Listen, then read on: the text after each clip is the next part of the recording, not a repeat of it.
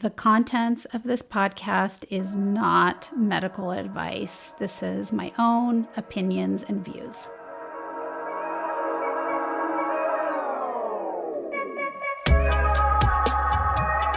Hello, and welcome back to Long COVID MD.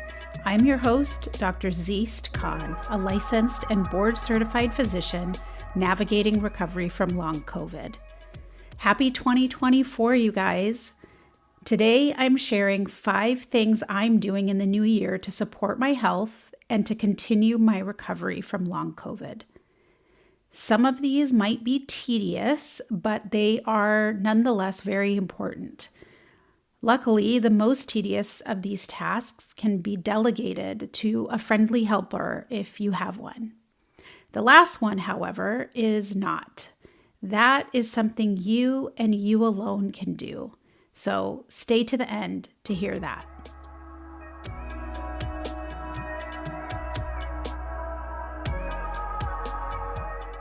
First, coming in at number 5 is reviewing your health insurance. Here in the US, insurance coverage can be convoluted, but it absolutely influences our medical care. You should know what resources are available to you through your insurance carrier. I want you to do this even if your insurance information has not changed, because the beginning of the year is frequently a time when insurance contracts are renegotiated. Some providers and entire hospitals can opt in or drop out of your insurance network. Your specific benefits may have also changed, either expanded or possibly contracted a bit. Take a look at your medical insurance card, find the phone number for patient services, or log into your account online and start digging. Here are the things I want you or your designated helper to check. Number 1. Are the providers you plan to keep seeing or new providers you plan to see this year covered by your insurance plan? Is the emergency room or urgent care center that you prefer covered? Remember, if you have a true emergency, get to the closest ER no matter what. But if you're in an area where there are several options for urgent care centers in particular, these insurance contracts might influence your choice when you need them. Number 2, what can I expect to pay at each medical visit and for each prescription? Some plans charge you a set fee called a copay that you're expected to pay for each medical interaction. Other plans charge a percentage of the cost of all of your medical services until you reach a certain amount. For either type of plan, there is usually an out-of-pocket maximum. After you've paid that certain set amount in the year, the rest of your year's cost should be close to zero. I'd like to know what my out-of-pocket obligation is at the beginning of the year and earmark that in my family's budget. Since 2021, I have met this limit by the early summer, and I expect to meet it this year too. The third question I want you to ask when reviewing your insurance coverage: what complementary medicine services are covered by your insurance policy? I ask specifically about physical therapy benefits, acupuncture, and massage. If you have an existing provider of these specialties or someone in mind, give the insurance company the name and see if they're covered. And finally, ask about digital health resources. Many insurance plans offer access to apps for things like meditation, for physical therapy, for sleep. There are also fitness monitors and nutrition guides available. You know, as patients with long COVID, some of these apps offer advice that might need to be modified for our needs, but they can be helpful, and I certainly have used some digital tracking tools, and I know a lot of my friends with long COVID have also. So if you are currently paying for a subscription service for one of these types of devices or apps, see if it's covered. And if there is something that you're interested in that you don't want to pay for out of pocket, see if it's covered by your insurance first. You might be surprised how many things are available to you.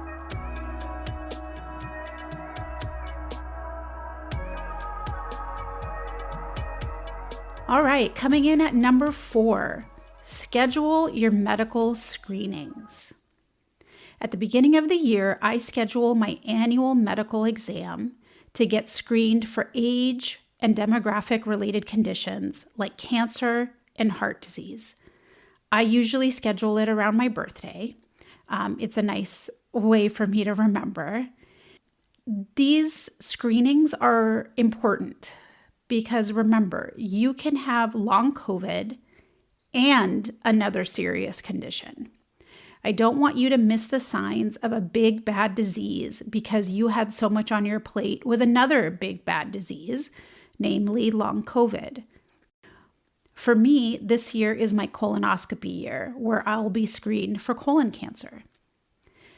Remember to also schedule your annual gynecologic visit if that applies to you. Make sure you're up to date on cervical and breast cancer screenings. And don't forget your teeth and eyes. Schedule those dental cleanings. Schedule an eye exam. Eye exams test for vision, but they also test some signs of vascular disease also. So they are an important part of your health maintenance. As a note, these annual exams, or sometimes they're called health maintenance exams, are generally scheduled as longer visits than your typical follow-up appointment. So make use of the time to get examined, ask questions, and get input.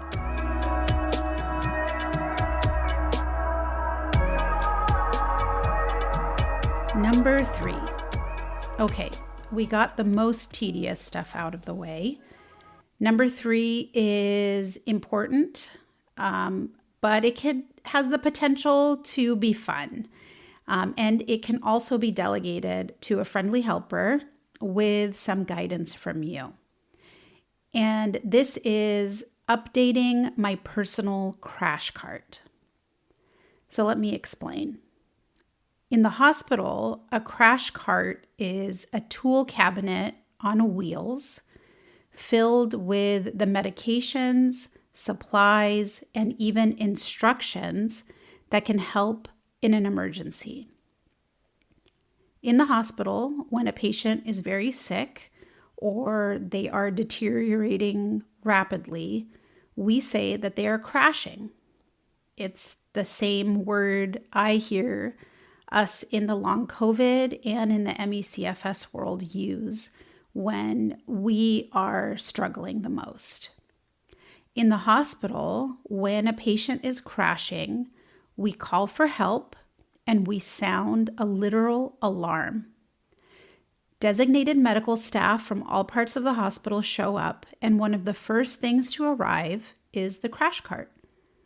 There is at least one crash cart on every patient ward, and some are stocked with supplies that are specific to the type of patients on that ward. The crash cart is such an important tool that it's checked every day, often at every shift, to make sure it's fully stocked and will actually be useful in the emergency. You know, in medical folklore, the crash cart has magical properties. Its presence wards away evil spirits. So if it's close by, we believe we won't need it. But in reality, it often is needed, and we as medical providers depend on it to save lives. By having everything in one place, the crash cart reduces the cognitive effort and the physical labor of deciding on and collecting the tools you need during an emergency. The design of a crash cart in a hospital is based on real safety data that is based on human psychology and the ways we tend to act during a stressful event. The crash cart is a physical entity. It sits in a designated place. It is curated, and it is organized in a way that is easy for anyone to navigate. I use the same guidelines to put together my personal crash cart. I mean, it's more of a crash kit. For me, it's a small collection of supplies that generally help me when I have a long COVID crash. You might benefit from your own crash kit, so here's what to do. First, you need a container. Feel free to make this a craft project if that sounds fun to you, but if that's not your thing, don't worry. The crash kit does not need to look fancy. I myself use a tote bag, but a cardboard box, a gym bag, even a plastic shopping bag will do. Whatever the form, it should be visible, accessible, and recognizable to you or to someone who wants to bring it to you. So put it where you normally go when you have a long COVID crash. For most of us, that's our bed. Now you have your container. Fill it with 2 categories of goods. Things you commonly use during a crash and reminders of what to do during a crash. My crash cart has a bottle of water, a packet of hydration salts, a shelf-stable snack, and a weighted eye mask. I have a few medications that I generally use during a crash, a pain reliever, and a couple of prescription meds. These are labeled and safely contained. So if you choose to include pills in your crash kit, please keep safety measures in mind, particularly if you have children or pets. If you don't want to include pills, that's fine. You might want to include a reminder to yourself to consider certain medications. Which now brings us to the category of reminders, or what's called cognitive aids.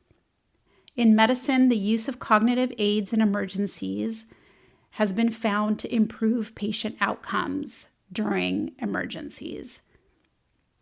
I used cognitive aids whenever I could as a doctor. A cognitive aid came in the form of reference cards illustrating the steps of advanced CPR.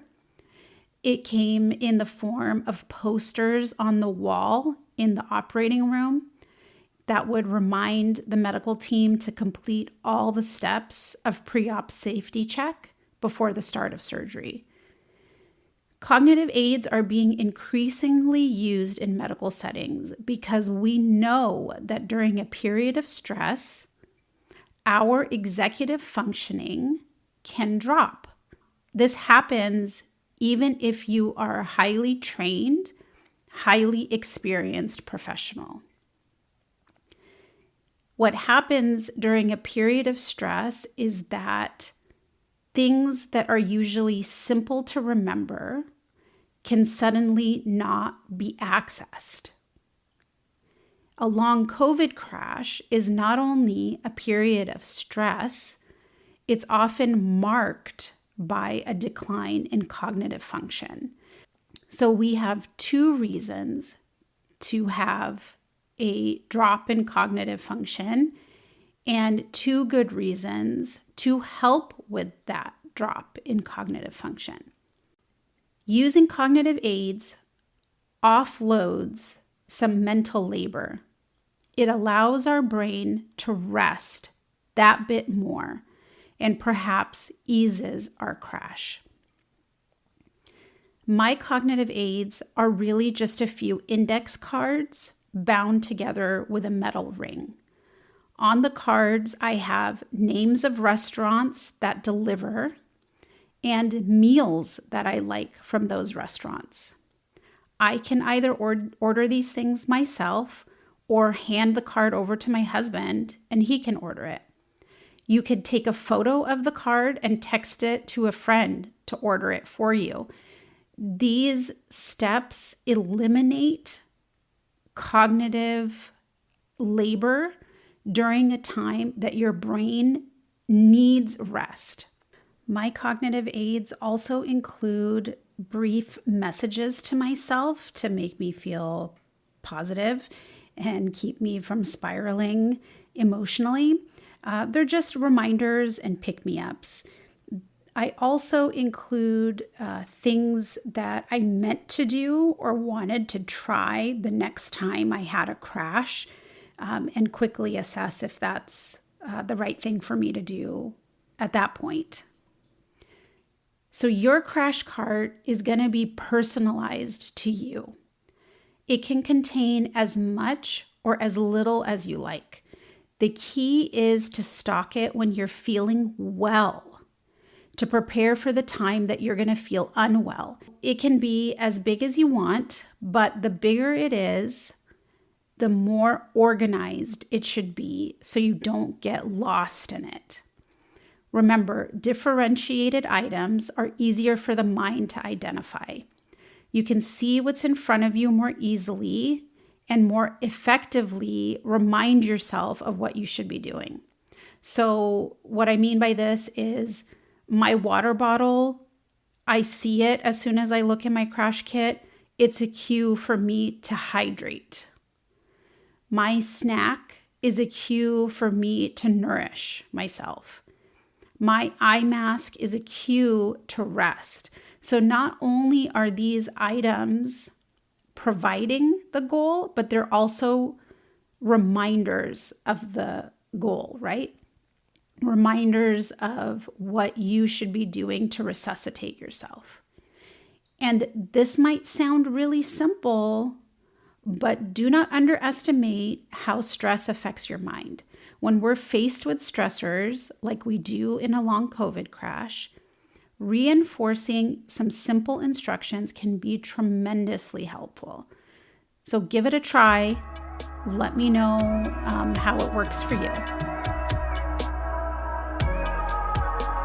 Number 2, this year I am making plans. And not only that, I'm making plans to have fun. Our disability is dynamic. I know that our physical abilities fluctuate and it leaves us feeling limited. It also leaves us feeling pretty isolated for a number of reasons.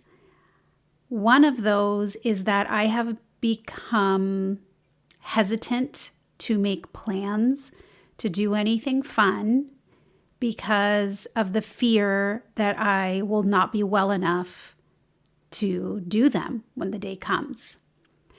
But I want to get over that this year. Since I've fallen ill, I have apologized for canceled appointments. I've apologized to friends, to my doctors, to my children, to my husband. And under those apologies, I have felt ashamed and embarrassed because I appear unreliable. But this is the year I'm letting go of that shame, and I wish that for you too. So whether it's virtual or in real life, coffee with a friend, an art class on YouTube or through your community center, or a plan to bake a new cake recipe that you want to try out because you were inspired by the British Bake Off and you have a fantasy of being the first American baker on that show. Whatever it is, make plans. Now, I call myself a beginner free spirit, and in the in the spirit of that, I have made some rules about this decision.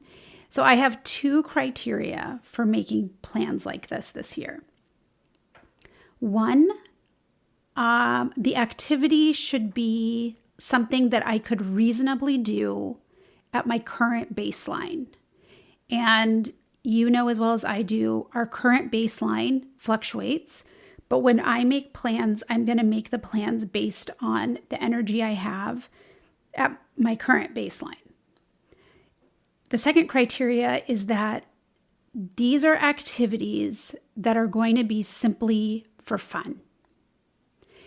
And I need more fun in my life. And I did even before I fell ill. Before I fell ill, I was a busy doctor, a busy mom. I had a lot of additional family obligations. I was the person that everybody relied on and was described as the rock of the family. The rock of the family is really helpful for the unit, but the rock itself can get pretty boring.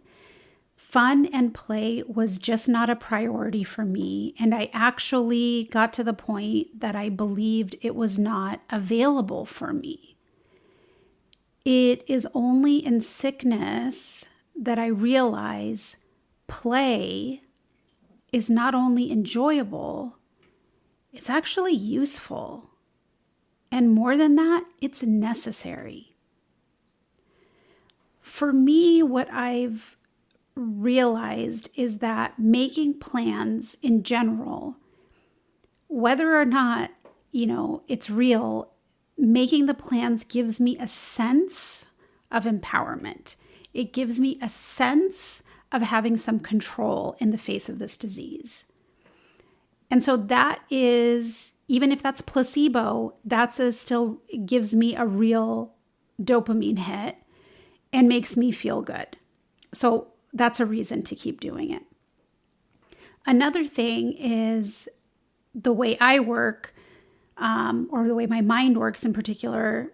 When I have a fun activity already scheduled on the books, and it's an activity that takes me out of my normal routine, and it's also one that I'm looking forward to, it actually motivates me to pace more intentionally for the time leading up to that activity.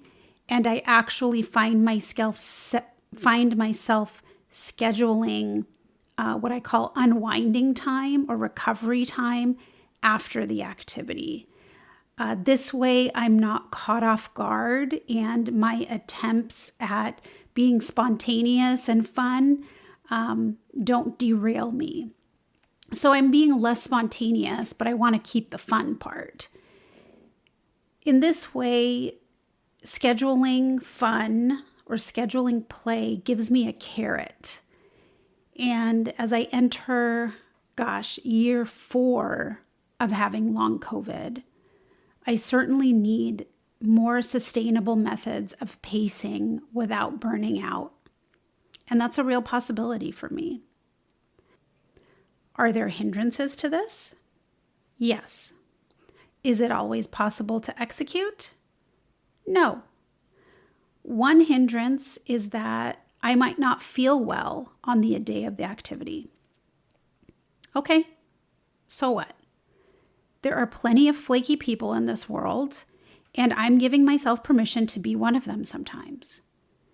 If I need to cancel, then I cancel. And in order to do this comfortably, because I'm not a natural badass, I'm starting by scheduling activities that are low stakes, ones that aren't going to burden other people or my pocketbook too much. So if I need to cancel, I cancel. I'm also looking at the option of canceling as less a failure and instead just a possible outcome. Canceling is a possible outcome of a risk I'm taking. The flip side to this risk is that I'm going to get a payout.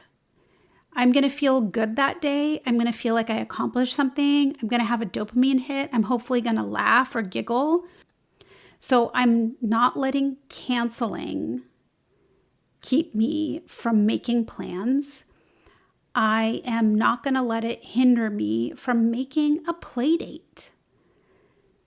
So play dates like this can be as frequent or as infrequent as you want. Do what fits into your life, but remember that play needs to be a regular part of your life. The other thing I want to remind myself and remind you is that play and fun is not something that we earn. It is something that we need. Please don't be afraid of introducing some fun and play into your life. I'm going to try it, and I have a feeling that it's going to do me pretty good. And finally, the number one thing I'm doing in the new year is not something that I can delegate to anybody else. And it is this. I am going to listen for the signals of health from my body. Long COVID recovery hinges on us getting to know how our body is communicating with us. Since I've been ill, I've spent a lot of effort learning when my body is communicating its limits. I've learned how to recognize how my body is warning me that I'm pushing or starting to push too far. I've learned how to listen to my body during a crash. I'm learning how to put into words what I feel and what I might need to feel better. And this has served me so well in my recovery journey so far. And I plan to continue cultivating this practice even more. This year, I'm adding a layer to this exercise by paying attention to how wellness feels in my body. How does movement feel when it feels good? When does movement feel good? Where do I feel it? I don't know about you, but I have, perhaps because I've been conditioned to. I certainly, have trained in medicine with a strict perspective on health. It's been unintentional, but I have considered illness as something alarming that requires attention, and I have viewed health as the default state, the absence of illness, and therefore almost trivial. It's boring. I don't pay attention to health. I pay attention to pathology. I pay attention when something is wrong. But I don't want to approach my health anymore as simply the absence of illness. My body deserves attention when it's feeling well too. And I want to get in tune with my body when it's sending me signals of wellness so I can recognize that feeling. I can mark that feeling. I can nurture that feeling. This might sound woo-woo, but I do intend to get granular with this practice. I want to learn how to describe wellness, how to qualify it, maybe as a next step, how to quantify it, just as I have for symptoms like my presyncope when I felt like passing out, or my shortness of breath, or my tachycardia, or my fatigue. And I'm hoping that by elevating my connection to my body in this way, paying attention to signs of safety and not only to the signs of harm, maybe I'll accelerate my healing. I have a couple of reasons to think that. The main one is that I expect this is going to help me pace better, right? Because getting in tune with my body's signals of when I'm pushing too far tells me when to lie down. And I'd really love to start listening for signals of recovery in my body so that I can better know when I can get up, for lack of a better phrase.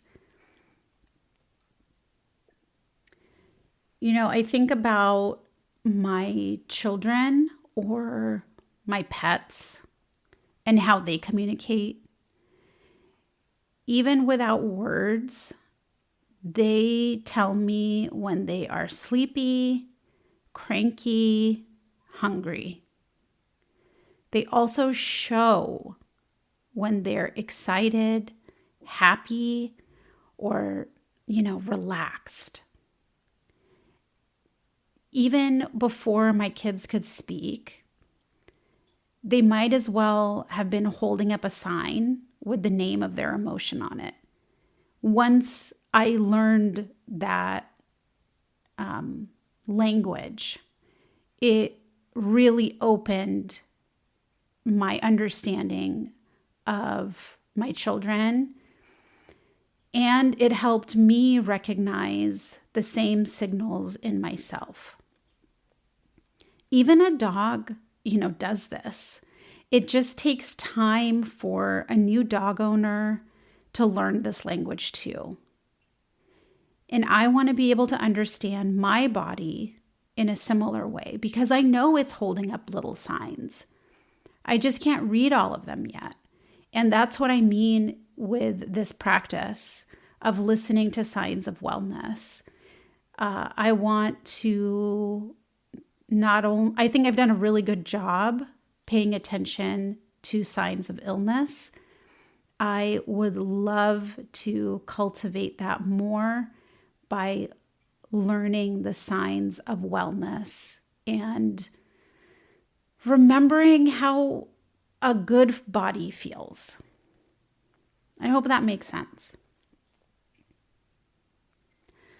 So in summary, the 5 things I'm doing in the new year as a doctor with long COVID is 1, reviewing my insurance coverage, 2, scheduling my annual health screenings, 3, updating my crash kit, 4, making plans fearlessly, and 5, learning my body's signals of well-being.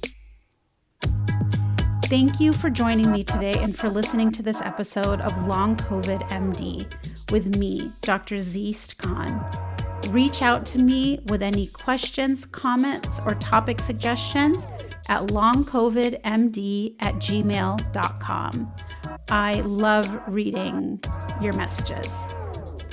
I hope you're feeling well today, and until next time, bye for now.